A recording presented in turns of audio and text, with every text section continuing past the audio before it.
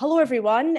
Thank you so much for joining this session at the Rise and Shine Audio Festival. I'm really pleased that Sarah asked me to come and do a little session on interviewing tips. So hopefully this will be useful, and we can get into some nice discussion about the joys of getting the most out of the people that you are interviewing on your podcasts. What I thought I would do for this session is kind of I've written down a few of the tips and the things that I think about when I'm interviewing and when people have asked me in the past, how to do it well. But really, it would be great, once I get through that, it'd be great to get quick to questions and, if what sort of concerns you guys have, or even if it's a really technical question or maybe something more high level, I'm super open. I'd love to keep it kind of a bit more discussion based, and therefore hopefully as useful as possible for you guys watching, as opposed to me just rambling on. I think the first thing that I wanted to say though is that, I mean, you guys will know this from both, making and listening to podcasts. Every interviewer has their own style, and that's okay.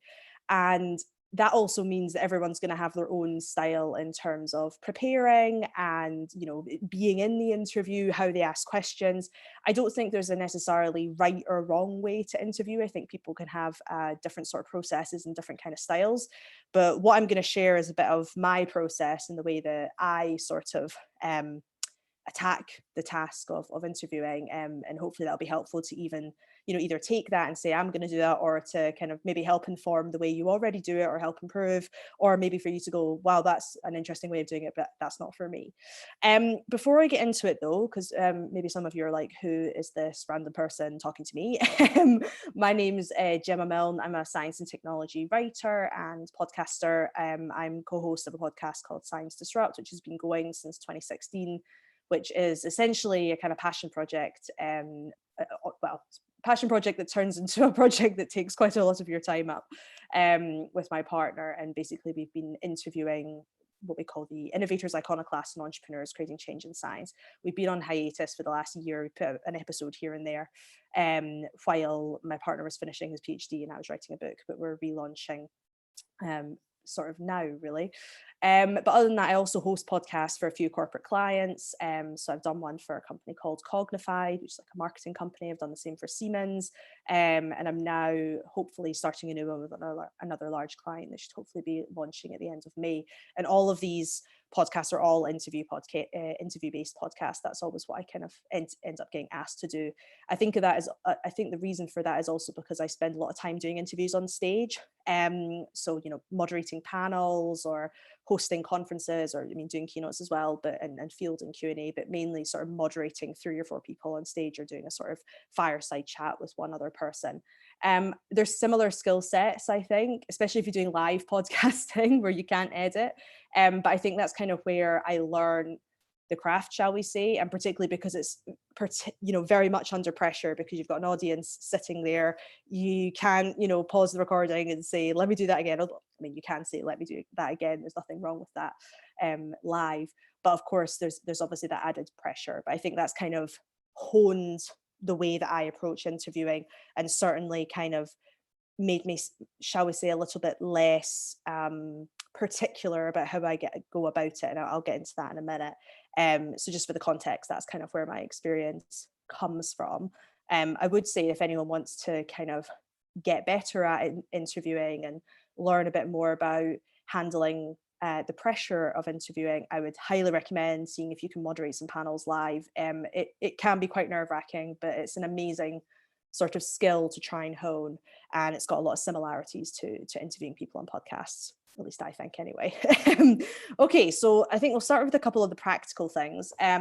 This might sound like a really silly one, but have a notebook. It doesn't matter if you're sitting in the room with somebody. I think some people kind of say, you always have to be really engaged with the person you're interviewing and, really be part of the conversation. I personally don't think there's anything wrong with listening and then jotting a few notes down. The reason I do that is because what tends to happen with me, and particularly when it comes to pressure, is I'll think of a really good question to follow up on something that they've just said, but they're still talking. And by the time they finish talking, I've forgotten what my nice question was. So to try and manage the pressure that I tend to be under, I always have a notebook and I'm always jotting down things. Also with Science Disrupt, I have a co-host, so we tend to write each other notes as well in terms terms of, you asking the next question, what are you going to ask this, sort of go down this route, or are you going to stick here? We're doing that the whole time while we're listening.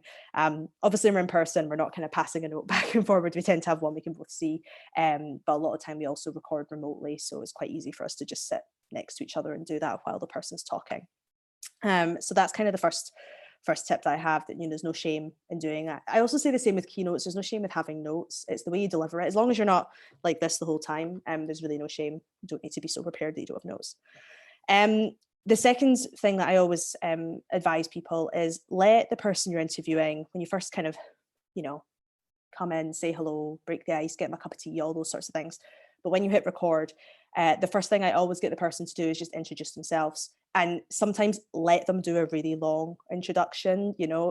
Most of the time we end up cutting most of the audio because it can get a bit long and boring. It's not always the best way to start a podcast.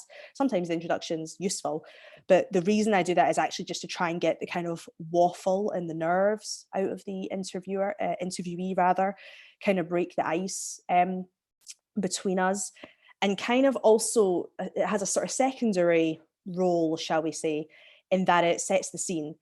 So of course you'll have done a bit of research about the person that you're interviewing beforehand, but it allows you to essentially hear from the horse's mouth how they describe themselves, how they describe their work, the context that they see for them being there, being interviewed by you on this show or whatever it is that you're hosting. And I think what that does is it kind of helps me sort of see into their brain a little bit and kind of get a little bit of a feel for how they're doing and why they think they should be there. Sometimes it's a really good way of exposing the fact that they might feel quite nervous about the fact that they're there. They can be quite sometimes holding themselves back a little bit too modest, possibly. Other times they're extremely confident and very forthcoming with their accomplishments and all these sorts of things. But for me, it's just it's useful to kind of get the words flowing and basically gather little bits of information that you might have not seen in your own research, and also kind of frame the stuff that the interviewee thinks is important. So you might have a whole lot of stuff written down that you think is really crucial about this person. But they might kind of present themselves in a slightly different way. And I think particularly for the types of podcasts that I'm doing, where you're getting someone on to talk about their work and their accomplishments and kind of who they are as an individual and kind of, their big ideas about science and whatnot that I focus on, it's really important that they're able to kind of represent themselves in the way that they feel best. And then the questions kind of allude to that. And of course, I'll be furiously writing down notes while they're doing that, so I can, I'm going to ask them about that. I'm going to make sure I touch on this, and so on and so forth. The next thing I want to touch on is this idea of prep, because I get a lot of people ask me, do you write out all your questions beforehand? Do you do tons of research to make sure you've read absolutely everything that this person has put out onto the planet, into the internet, whatever, before you interview them? And the short answer is no. I don't write down all my questions word for word. I don't even tend to really write out a big list of questions that I can kind of draw from. What I tend to do is write down sort of sections or ideas that I might want to touch on. So I don't know, say if it was someone like Sheryl Sandberg, maybe I would say, okay, I want to work out what was her story in terms of getting to Facebook. I'd maybe want to ask her about grief because of all the sort of personal stuff with her husband. And then I'd maybe want to ask her about, ethics around Facebook, for instance, right? And I wouldn't necessarily write out prescriptive questions within those three areas, but I tend to just kind of write them down so that my own brain subconsciously starts doing the thinking of, well, what do I think about these different areas? What do I expect this person's going to say? What does, and then kind of go and do a bit of research around these areas, around this person, how they relate to them. Just so that I've kind of got it in the back of my head. I've sometimes had people, particularly producers, sort of saying, can you write out the questions and then we can send them off to the interviewee beforehand? And you get this a lot, particularly with corporate podcasting, or when you're interviewing someone who works for a big company and they're representing that company, because they want to put it through legal and make sure they get all of those kind of things approved. I've always refused. There was like one or two instances when they've said, they'll not come on if you don't give them. And I've kind of just said, we're going to touch on these three areas. But I kind of I always strongly caution around sending questions beforehand. And this I don't think it's not about hiding and trying to catch the person out. I mean, particularly because that's not the kind of podcast I tend to do. I'm not sort of doing investigative journalism where I'm trying to, get them to say that they actually did murder the guy or whatever. We're not watching it. We're not watching that.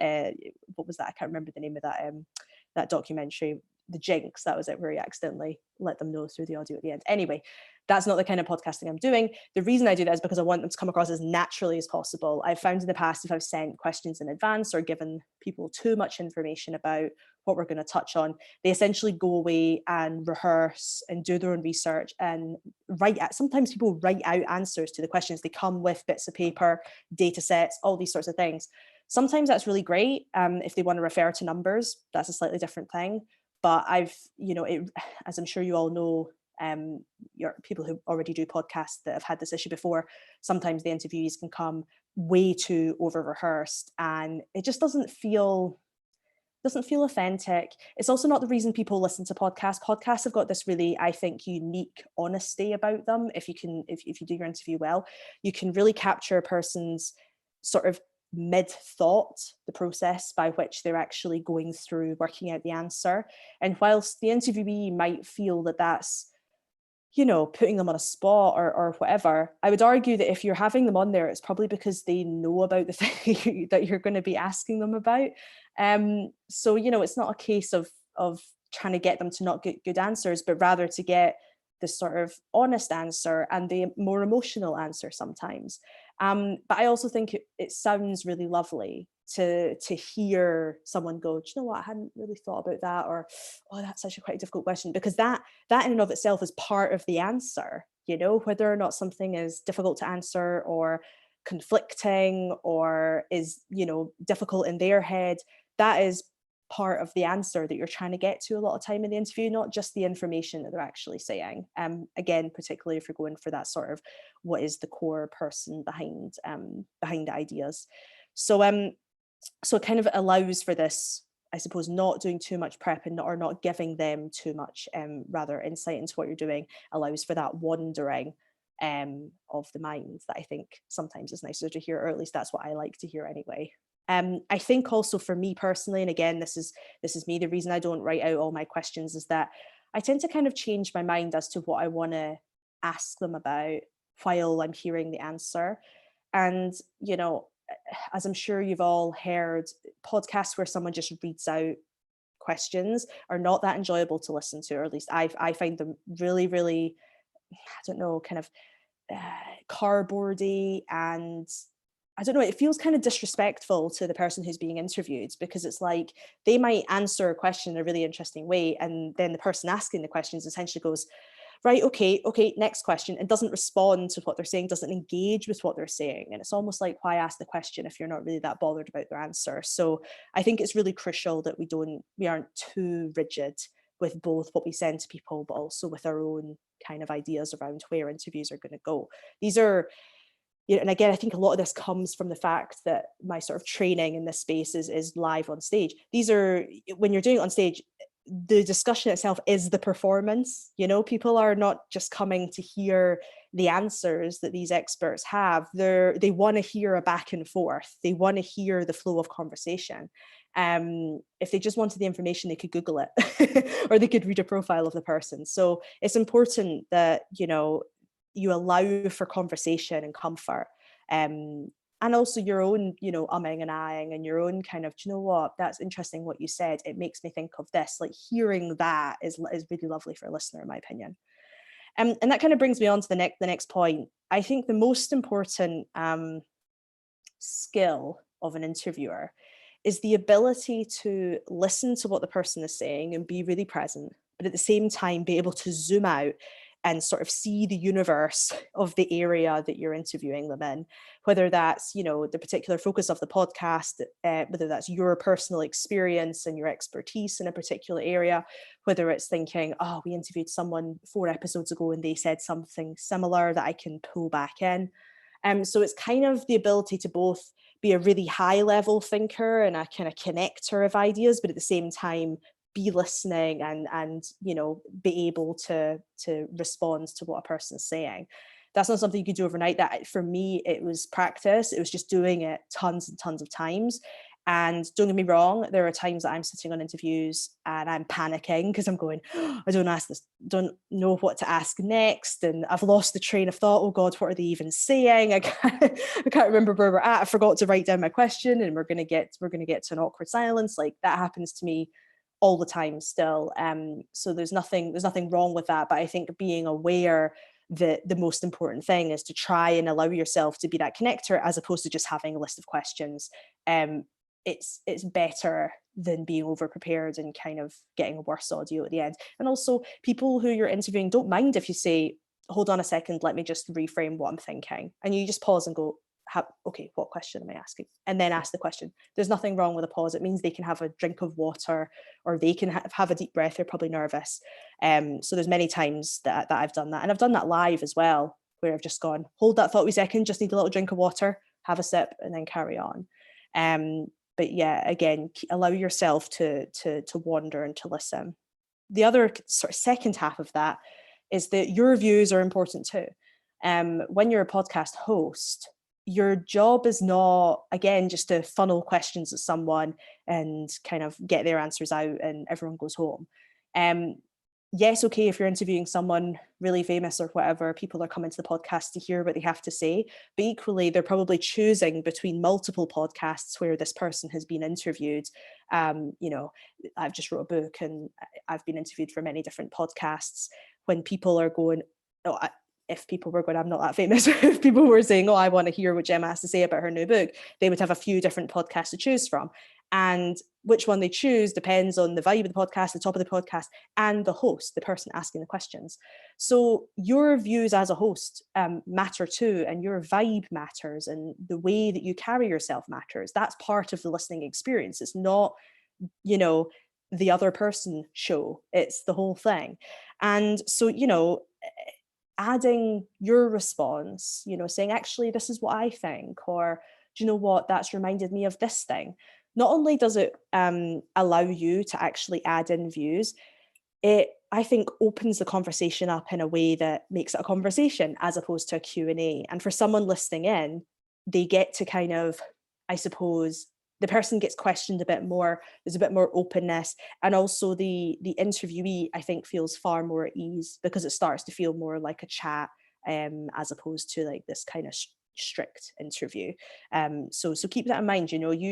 You as the host or you as the interviewer have something to bring. When you're right at the start of your journey of podcasting, I remember in 2016 when we started Science Disrupts, I wasn't doing tons of interviews. I was doing some stuff on stage, but I hadn't done a podcast before. I certainly had not thought of myself as a journalist before. I wasn't a journalist at the time. And so I kind of struggled a little bit with like, what was it that I was bringing? But actually, after the first couple of interviews where I realized that someone would say something and I would sort of start my next question by going, it's interesting you said that because it made me think of this, da, da, da, da, da. And that brings me on to the other question. And what I found is that the interviewee would not only answer the second part of the question, but they would respond to what I said. And I when I was listening back in the edit, it always sounded way more interesting. So I don't know, and then people start to see you as part of, see you as part of the show and part of the brand, which is important to keep shows kind of people loyal to them too. Two more kind of bits that I want to say, and then honestly, I really do want to hear your questions if you have them, and more than happy to kind of expand upon some of the points I've already made, or feel free to disagree with me or question me harder on any of these things.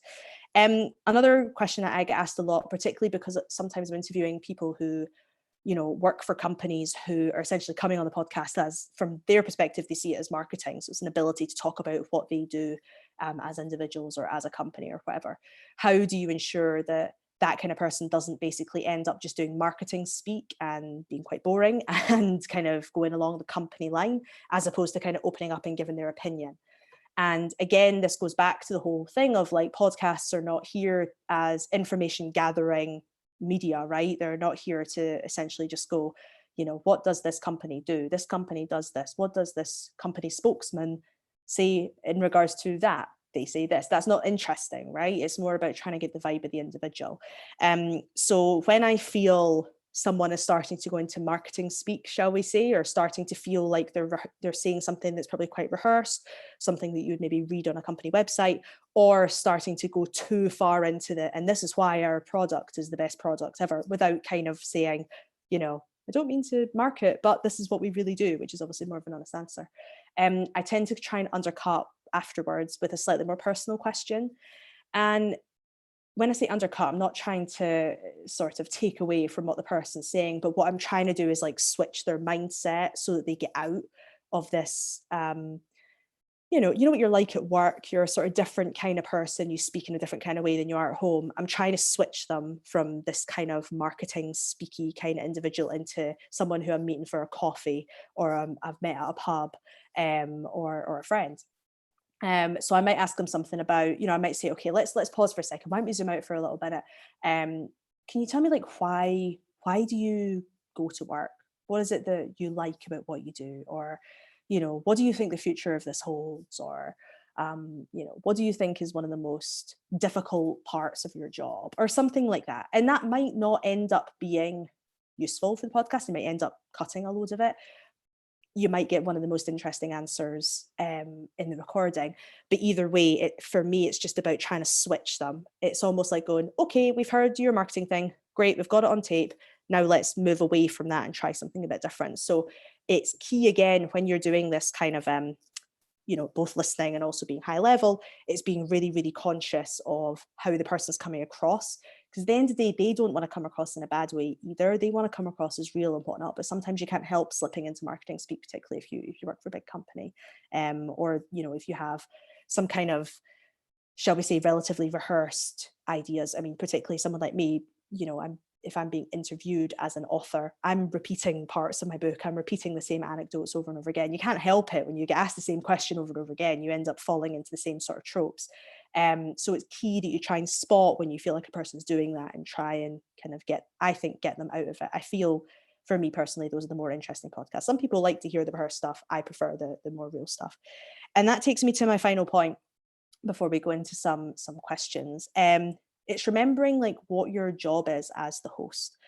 And your job is the audience proxy, or at least that's how I see the job as host. You are there to essentially represent the listener, both in terms of kind of, I got a little distracted there because I got a first question, which I'm very excited about.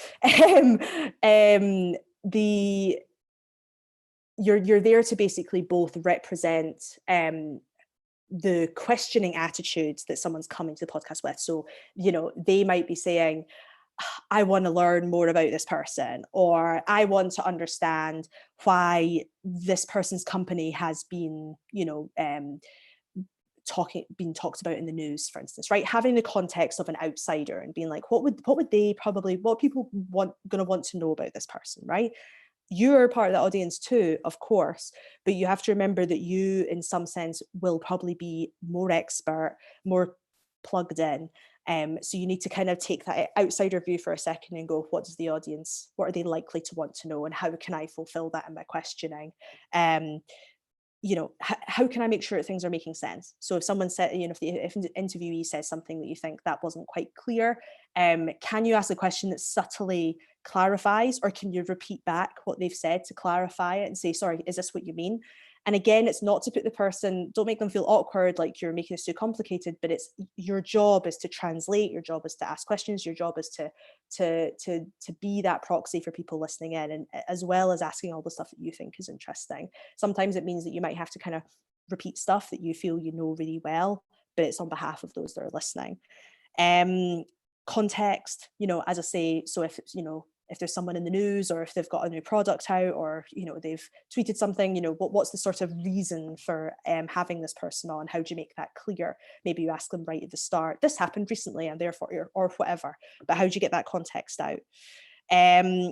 And another the final top tip as part of this audience proxy is, if you have to disagree with someone, you don't feel comfortable being the one to disagree. So say, for instance, I don't know, you are doing a podcast about climate change and you have someone from big oil on, right? You're probably likely to disagree with the big oil person if you're hosting a climate change podcast, I would assume. And so a good way of doing that without being confrontational and in a way that actually I think gets the most out of the interviewee, as opposed to kind of putting them on this really defensive backline, is to use the term "some people argue." So I would say some people argue that oil companies are the biggest problem when it comes to climate change. What say you? You know, and it means that the person is, you kind of feel a little bit removed to some degree. You can follow up with your opinion if you like, but I think the way to try and get an honest answer from people is to almost put them in the position of saying, you know, we live in a world where some people say this, some people say that. What's your opinion? As opposed to arguing. So those were kind of all my tips. I hope that was useful. I'm gonna now start looking at some of the questions. Please send in whatever you have, even if it's a question I've already answered. If you want me to kind of go over anything again, more than happy to. Okay, first one from Francesca Taruskis. Is that how you say your name? What a lovely name. Is that Greek? Anyway, you keep answering questions I'm about to ask. I often interview people that have never been interviewed before and may not be again. Would you still say not to send questions, or is it a per interview basis, would you say? So in terms of people that have not been interviewed before, I still don't send questions. I never send questions. I tend to not know if they've not been interviewed before either. It might be obvious sometimes, but to be honest, I normally would just, if it's someone who hasn't been interviewed before, I'll send them a lot of kind of like nice messages beforehand so they feel comfortable with me more so than they feel comfortable with the topic. So it might be, you know, giving them directions to the place. It might be on the day messaging them ahead of time saying what's your coffee order, what's your tea order, you know, it's just to kind of make people feel comfortable. I think that that's more important than giving them a whole load of prep to do beforehand, especially if they haven't, you know, done this before and don't realize that actually a lot of time you don't need to do so much prep. As I say, if they really push for it, or if I feel that they're overly nervous, I will probably give them, as I say, sort of 3 sections. So we're probably going to touch on this, this, and this, or I might do a pre-call and ask them a couple of questions on the call and just say, you know, so this is sort of thing that we'd be talking about. What do you think about this? And it means, I mean, unless they're taking furious notes while you're on a pre-call and thinking, oh, this is exactly what I'm going to get asked, it essentially means that they kind of start to see, oh, I am capable of answering these questions and this is just like a chat. That's another way of calming the nerves. But again, I try my best not to do that because I worry that, I try my best not to give too much away because I worry that people overthink about it, or they answer the question in a really interesting way in a pre-call and then they don't do the same when on the recording, which is always, as I'm sure lots of people know, really freaking annoying because you're like, damn, I wish I had that nice first answer. So yeah, on a per interview basis, I would say, you know, I suppose I have this hard and fast rule, which maybe sometimes I shouldn't be so strict on, but it's about trying to see, is the person nervous, and try and make them feel comfortable, because at the end of the day, you do want to have the best audio. I'd also be, if people are really pushing for the questions, you can say, can I ask why you want the questions? Is it because you need to put them through legal, or is it that you're nervous? Like, you know, just be upfront about it. And if they say, oh, I'd really like to prepare, I would then say, you know, let's do a pre-call, because actually podcasts come out way better when people don't prepare, and just give them, you know, just be honest and upfront. So that's what I would do. Okay, and oh yeah, you were saying thinking it helps them to know what to expect. Yeah, to some degree. I think you can let them know what to expect without giving them the exact questions, I guess is my point. Okay, next question from someone that I'm really sorry, I don't know how to pronounce your name because it is not in an alphabet that I know how to read, so I'm really, really sorry about that. But hello, hi, what if you're interviewing a person who's been interviewed a lot before? Any suggestions of putting a unique twist to it? Haha, that's like the opposite to the first question. Suggestions of putting a unique twist to it. I think there's sort of 2 ways that you could think about this. The first way is you could listen to a few of their recent interviews and try and work out what you would have liked to ask that they didn't get asked. And you could even say that, you know, I heard you were interviewed on this and this answer was really interesting. I wondered what you thought of that. You know, like build on what was already said. Because I think, you know, particularly if an audience is likely to be listening to other interviews by the person, then they will also appreciate that bit of linkage, or the flagging to go listen to something else. It's a nice sort of hyperlinking within podcasts. So that's one option you could do. The other option is really understanding what is the unique take and the unique kind of category that your own podcast exists in. I mean, I don't think that there's many podcasts out there that are just we interview people, right? There's more to it, that, you know, it's either the host has a particular kind of background, or there's a particular sector or topic focus of the podcast, or, you know, you can reference previous guests or previous interviews. Like, I think it's really about understanding the uniqueness of you. And again, it ties back to this whole thing of like, what's your opinion and what are you bringing as a host? You're not just a vessel for questions. You're an individual who this person is going to have a conversation with. So I think it's even more important in those sense that you make clear why that person is interesting for your show. And actually, you know, funnily enough, we me and my co-host Lawrence, we got an email on Friday from a publicity person at a publisher saying, you know, this author's got a new book coming out. Do you want to interview them for Science Disrupt?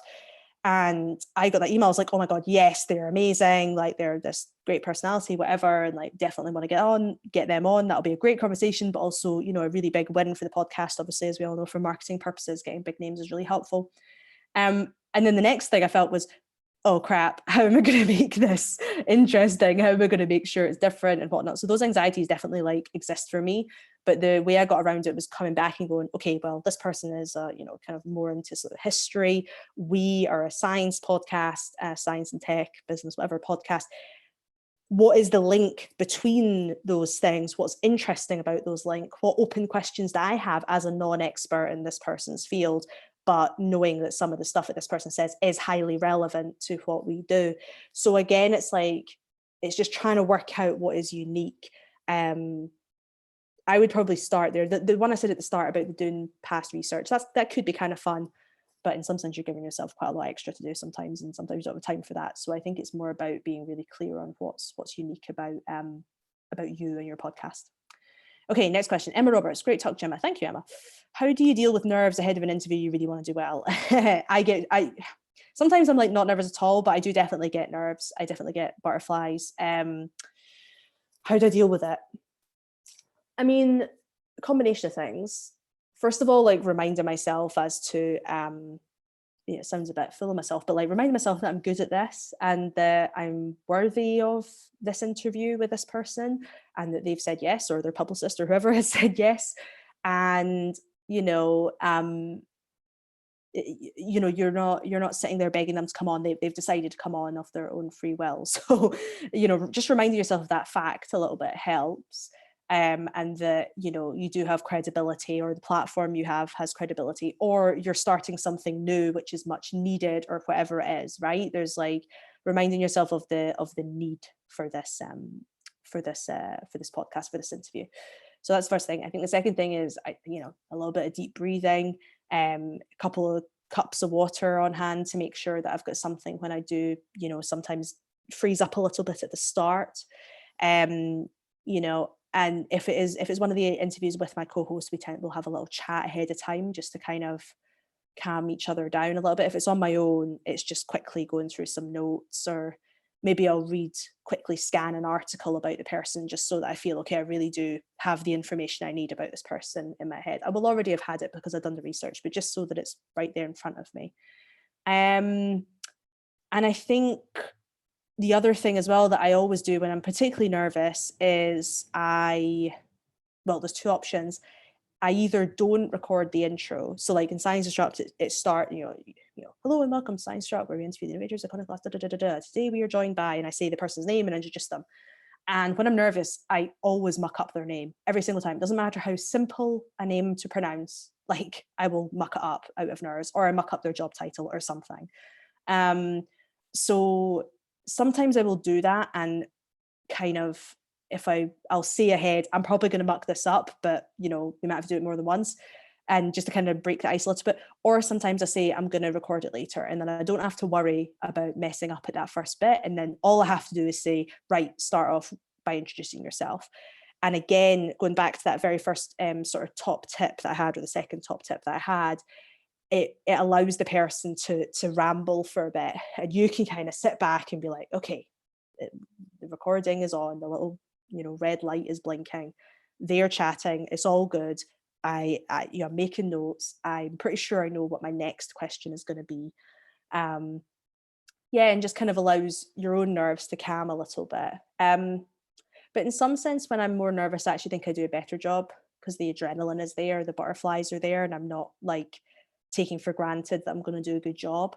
I think sometimes it gets a better side out of me and a more, so certainly a more energetic side of me too, as opposed to kind of a bit sort of complacent or nonchalant version, which can sometimes come out when I'm not nervous.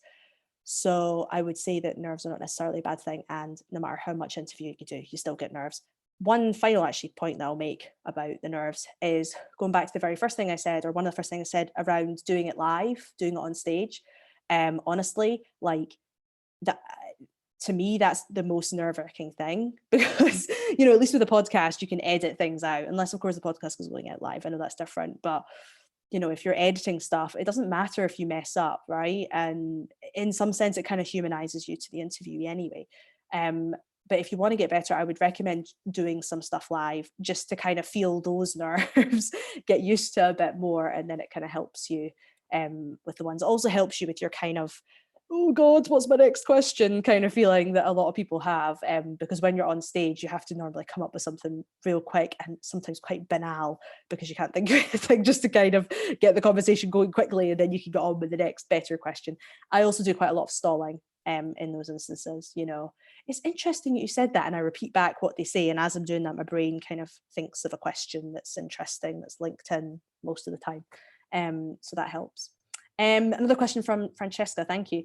Do you feel there's a different way of interviewing when it's remote compared to face-to-face? Sorry, Francesca, I do keep answering questions you're about to ask. Yes and no. I think my process is the same. It's this, these are the sort of roughly things we're going to talk about. Here's some, the 3 sections and quick bullet points of my ideas underneath each one, not the written out questions. And it's relatively off the cuff. There's a lot of kind of listening to what the person's saying and whatnot. I think with face to face though, it's much easier to kind of when someone says something a bit off the cuff, or maybe they start going down an alleyway and you're like, oh, that's interesting, and you kind of latch onto it, and sometimes that gets you the kind of most interesting interviews. So I don't know, if you ask a question about, I don't know, courage, and they might mention, I don't know, bullying, and then you say, oh, if you're happy, let's have a little chat about that, and then you go down a really interesting possibly route. I think face to face it's slightly easier to capture those interesting things because the look on someone's face or their body language or the way they pause or whatever gives you a little bit of an insight about what the person might think about what they're saying, particularly if they say something with a bit of a smirk. You're kind of like, oh, it sounds like they're possibly saying something that they think is a bit controversial. Let me ask more, but they clearly want to say more, but they're not saying more. So let me see if I can get more out of them. And I think with remote, if you don't, I mean, sometimes you can use video, which obviously helps, but with remote, if you're using Zencaster or you don't have video on, I find that a lot harder to pick up on. And it's also a lot harder to work out if the person's comfortable, and kind of, how easy it is to stick on a certain subject or know when it is to move on. So it's not so much that there's a different way of doing it. I just think that face-to-face can sometimes be easier. But at the same time, it's also way higher pressure, because when I'm remote, when I don't have video on, I mean, I'm not looking up, I'm sitting writing on my notepad the whole time. And, I'm listening, of course, but, I'm not having to pay attention and put on a face. I'm not having to nod and smile and kind of encourage. I can just focus on the flow of conversation. Whereas face to face, you do have these other things that you have to do, which cause that extra pressure. Even when you do sit down to make a quick note, you have to be quickly back up and ready to ask the next question, or take a question from the audience or whatever it is. There's a level of performance with face to face, even if there's no audience as well. If the person's just sitting across from you, you don't want it to be awkward that you're. So I don't know, in some sense one is easier than the other, and another's vice versa. That's all the questions I can see here. I'll maybe wait another minute or two to see if there's anything people want to quickly write down as another question. But I think while I wait on that, just no worries if not, happy to, we can finish early and get a little break before the next session if you're doing one of the other amazing sessions that Sarah's pulled together. I think just to kind of reiterate one of the main points that I said at the start that I think is really important is that, you know, interviewing is a really, it's a very individual thing. And particularly if you're bothered about being a good interviewer, I think part of that is also trying to work out what that really means to you. I know that sounds a bit highfalutin and a bit kind of airy fairy, but like, you know, the interviewer is a personality in and of themselves, right? It's, you know, you have to get past this idea of you being a vessel for questions. It's obviously different if you're kind of doing a podcast that's maybe your voice is not in there, but at the same time, you still have to get the best out of the person. So you, as the interviewer, is a voice, right, on a podcast, whether it's actually there or not. So, you know, I think it's key to know what style you want. You know, what interviewers out there do you really like? What is it that you like about them? Is it that they're really calm? Is it they ask really direct questions? Is it they give their opinion in interesting ways? Is it that they're really good at linking things? You know, it's a podcast about science, but they're referencing like Renaissance art or something. You know, like what is it, and how, and then thinking about how you could hone that yourself or make it better yourself. um yeah, and just, you know, remembering that everyone has their own style, and you can always hone it by listening to other people, but really it is about like working out what you are, as an interviewer yourself, and what your voice is and how that kind of comes across. It looks like there's not any more questions, so I'm gonna wrap it up here. But really appreciate everyone who's tuned in, and I hope you enjoy the rest of the festival, and I hope that you found some of these top tips useful and whatnot. So yeah, enjoy the rest of your Sunday. Thanks very much.